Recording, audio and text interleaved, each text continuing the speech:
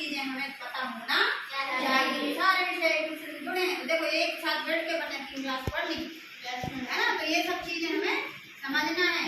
तो समझ में आया भोजन कैसे आता है, फिर भोजन बनता कैसे है, पादपों में पोषण कैसा होता है।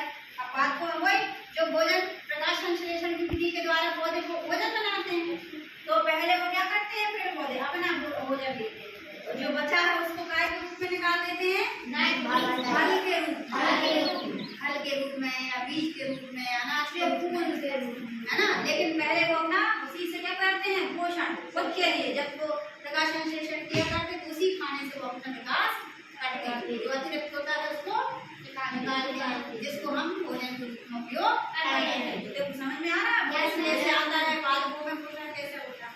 और इसके लिए क्या करनी पड़ती है, 8वीं में पढ़ रहे जो खेती, फसल उत्पादन करना पड़ती है। अब फसल उगाती है तो फिर क्या करना पड़ता है, काटने के बाद क्या करते हैं, तो जब सब हो जाएगा फिर अनाज के बड़े बोरे अब क्या करेंगे, कम से कम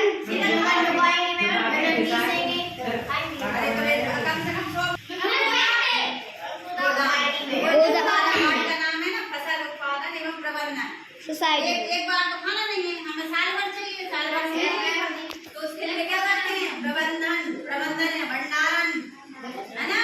प्रबंधन तो सब नहीं करते हैं, जब खेत बनाने से लेके फसल उगने से हर जगह प्रबंधन होता है।